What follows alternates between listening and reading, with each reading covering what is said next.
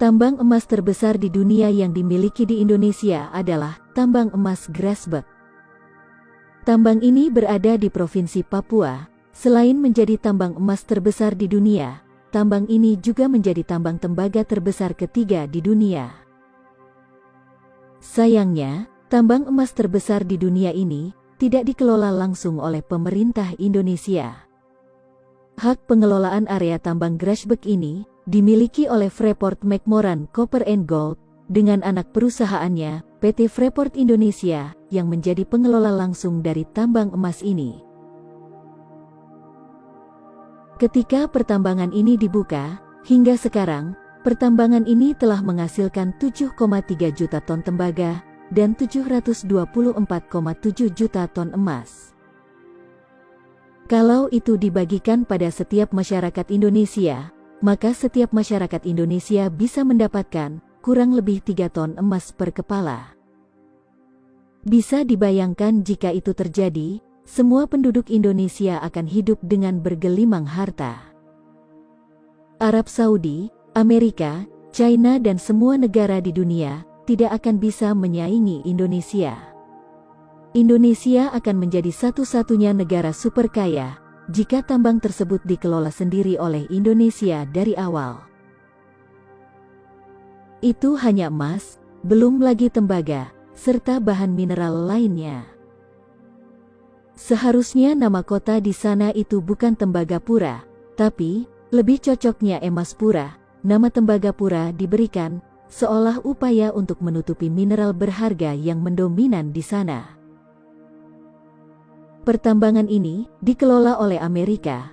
Dengan kesepakatan awal mula pengelolaan tambang ini, presentasenya adalah 1% untuk negara pemilik tanah dan 99% untuk Amerika sebagai negara yang memiliki teknologi yang melakukan pertambangan di sana. Selain potensi hasil tambang emasnya yang begitu besar, tambang Grasberg ini juga mengandung bahan tambang lainnya, sebut saja tembaga dan perak, dengan jumlah estimasi cadangan kandungan yang ada, dalam jumlah yang sangat besar. Bahkan, ketika emas, perak dan tembaga di sana mulai menipis, ternyata, di bawah lapisan emas dan tembaga, tepatnya di kedalaman 400 meter, ditemukan kandungan mineral yang harganya 100 kali lebih mahal daripada emas. Kandungan mineral itu adalah uranium. Uranium adalah bahan baku pembuatan bahan bakar nuklir. Belum jelas jumlah kandungan uranium yang ditemukan di sana, tapi kabar terakhir yang beredar, menurut para ahli, kandungan uranium di sana cukup untuk membuat pembangkit listrik nuklir dengan tenaga yang dapat menerangi seluruh bumi, hanya dengan kandungan uranium di sana. Seperti yang pernah dikatakan oleh pengamat pertambangan, pada tahun 2005, Freeport sebetulnya sudah mengakui bahwa mereka menemukan uranium, meski katanya tidak signifikan. Kecurigaan ini diperkuat lagi dengan proses smelting biji tambang sebagian dibawa ke luar negeri. Jadi bisa saja ada kandungan uraniumnya.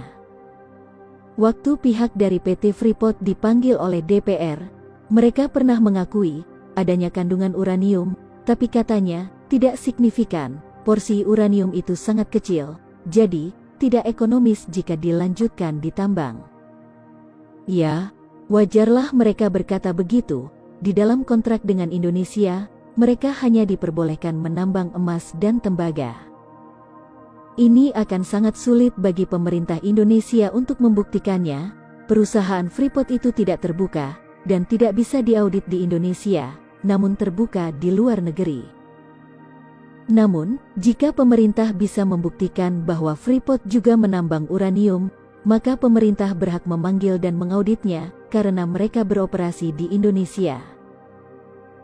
Kecurigaan bahwa Freeport memproduksi uranium memang bukan hal baru. Pada masa pemerintahan Presiden Abdurrahman Wahid, Freeport pernah dituntut untuk ditutup oleh Menko Equine saat itu. Bagaimana pendapat kalian tentang hal ini? Tinggalkan komentar kalian di kolom komentar.